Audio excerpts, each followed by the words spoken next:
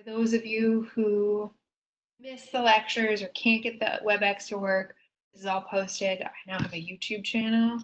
It's crazy. I've had random people comment on the YouTube channel. So getting all that technology. Okay. So let's start with what is due this week. As a reminder, you have your muscle worksheet is due Friday. This thing, I've printed it out and filled it out by hand because I'm an old crazy person who likes to do things by hand. Most people have just typed it and then submitted it. So you need to submit it to Canvas. Again, you can just type, submit it. A few people have done the old-fashioned way, filled it out by hand, and then just taken pictures and put that onto Canvas. That's fine. What I want you to pay attention to when you do this worksheet are the insertions where you see an asterisk. So there are a few boxes that have a star in them. That is my clue to you. I want you to know that I'm not going to test you on every single origin and insertion. On the exam, you will only see the insertions that have an asterisk, but you want to be careful and not just tell me the bone, but the landmark.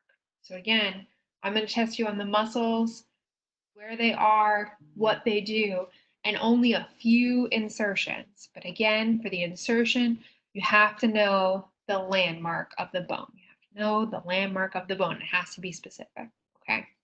And for a few of you, when you've submitted that, if you haven't been specific enough, I've gone back and written like, be more specific. So if you have any questions about that, let me know, again, with the chat feature. Otherwise, I'm going to keep moving on. So this week, you're going to be graded on the muscle worksheet and then the discussion board. So the discussion board, you have to submit by Friday at midnight as your participation for the week.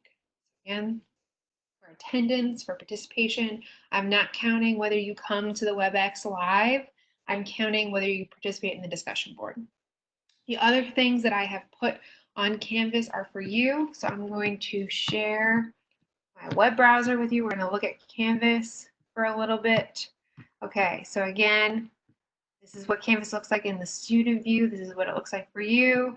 We've got the updated syllabus. Please make sure you look at that updated syllabus at some point. Okay, we've got chapters, helpful documents about online textbooks, and then here are the muscle tools I've put up. So you have to do the muscle worksheet.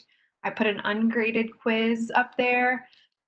This is again just for you to see how you're doing with the material. I put a bunch of videos that I think are helpful for you to watch as you study. I put some interactive activities and a website that has some good muscle and bone information. Here are the discussion board. Again, you need to participate in that by Friday, okay?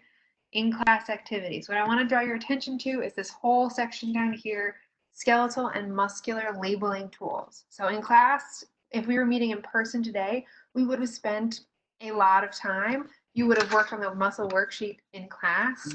And the other thing we were going to do in class is fill out all of these muscle labeling handouts. It's going to be a group activity with a bunch of worksheets. So what I really want to encourage you to do is to do all of these ones that start with a 6 for chapter 6, all of these, take time this week and do these labeling activities, okay?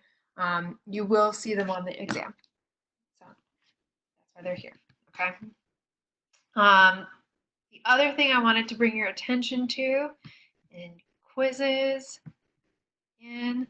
is we have a technology survey that will go live on Friday. I just want to know how you're doing with technology. Are you able to access WebEx? Are you able to look at the videos? What does your internet situation look like now that you're in class, and the semester is rolling again? So if you could fill that out sometime this weekend, that would be great. And then the other thing I posted, go to assignments, is that, or I haven't posted it yet. Oh yeah, I did. But midterm 2 questions for review. So on Friday, we're going to have a review session for the midterm 2. And so I ask that you send me your questions by Thursday at 11:30. Again, it doesn't count. Please submit 3 to 5 questions on chapters 5 and 6, and that I'll cover on the exam next week. For for the exam next week, I'll cover them on Friday. Please make your questions specific and not just like a giant list of topics. So that's where you can do that. Okay. I am going to chat up, stop sharing my browser. Are there any questions about what you need to do this week? So this would be where you would ask in the chat feature. Any questions about what needs to be done this week? Once, twice. No. Okay. If you do have a question that comes up, please send me an email and we can answer that. I also will have office hours. Well, I'll be in this little WebEx room at 11 today, from 11 to 12. Oh, Professor Carol, I cannot hear anything. Can someone else tell me if they can hear things or if it's just one person? I can hear. Okay. It might be your microphone. So that I can't troubleshoot individual technology. Play around with it. It's your sound on some level. If it doesn't work, don't stress about it. This whole video will be posted to YouTube and I'll send you the link. Okay, so you can watch it on YouTube. For the discussion boards, how many times do we need to comment? 2 times. 1 time this whole week in something I found interesting, something I found confusing, and then 1 time in the muscle questions. So it's 2 per week to count as your attendance. That's a good question. Any other questions people have? Twice. Okay, I'm gonna move to the PowerPoint. 1 second. Okay.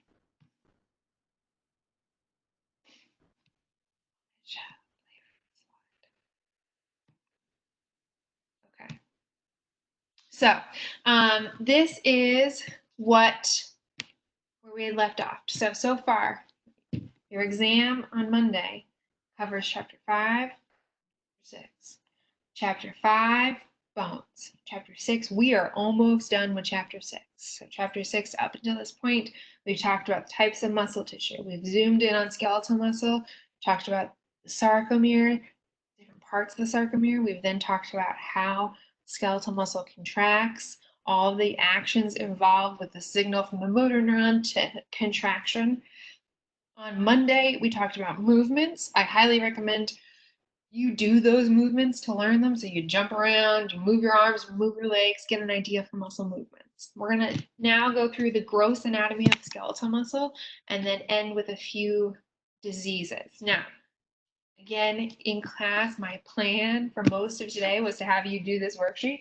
So do the worksheet and then have you do those labeling worksheets. So please make sure you know where the different muscles are because I'm going to go through them relatively quickly in this PowerPoint, and then we're gonna talk about disease, and then it'll be done. So it's gonna be a short video today to give you guys that time to do all this extra work. So the learning objectives, we're gonna name the major muscles, and we're going to state their action. Again, you need to know what the muscle is, where it is, what it does. And for a few of them, you need to know the insertion. We're going to label the human body diagram with our muscles. Again, where those muscles are is important. And then we're going to describe how the muscles contribute to movement. Again, the action of the muscle. Okay. So, starting with our face. We have different muscles in our face that are named in part for where they are. So the frontalis muscle is on the frontal bone. They could also be named, and the temporalis muscle is on the temporal bone. Okay, so some of the muscles are named for what they do. Others are named for their shape. The trapezius muscles are shaped kind of like a trapezoid. But for these muscles, again, you want to be able to point them out on a diagram and then say what they do.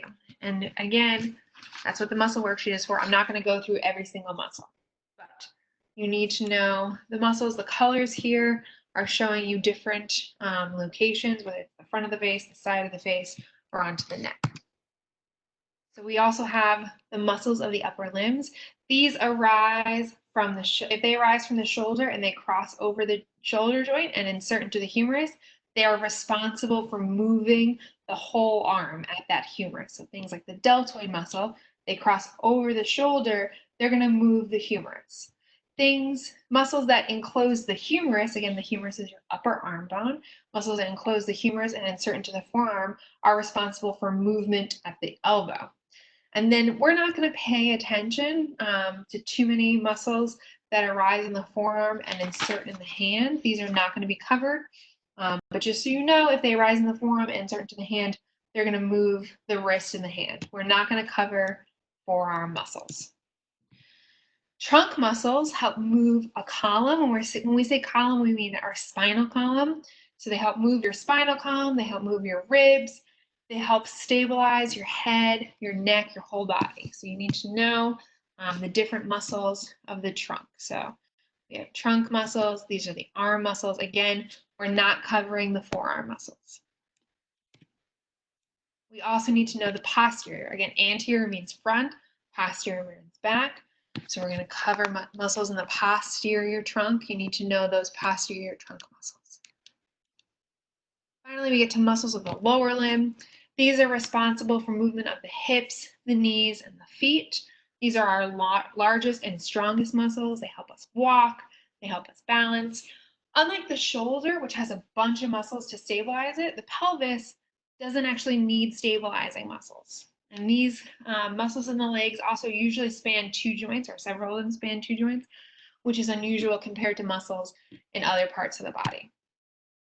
Okay, so again, muscles of the lower leg, we need to know. Upper leg, lower leg here. This is the whole body view. Again, you're going to see this in your textbook. Anterior and posterior side. Okay, so again, my plan for you guys to learn these muscles involved doing the muscle worksheet and doing the labeling. So I'm not going to spend time going through every single muscle. I'm going to expect that you can do that work. We're going to then talk about a few diseases, muscular dystrophy and MG, and we're going to explain how our muscles age. So muscles develop early in uterus. When we talk about babies kicking and mom can feel the child moving around, we call that quickening. And this starts usually about week 16.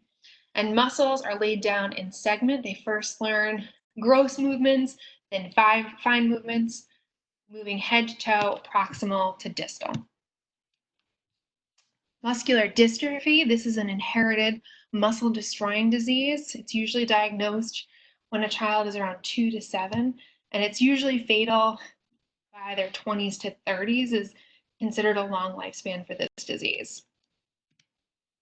This is compared to myasthenia gravis, which is an adult onset. The other one, muscular dystrophy, this is a muscle destroying disease that's childhood onset, whereas myasthenia gravis, this is an adult onset, and it's characterized by muscle weakness. So this is, the first thing is usually a drooping of the eyelids. They can have swallowing and speaking issues. This is because what's destroyed is the acetylcholine receptors. And if you remember, acetylcholine is the chemical that the motor neuron sends onto the muscle.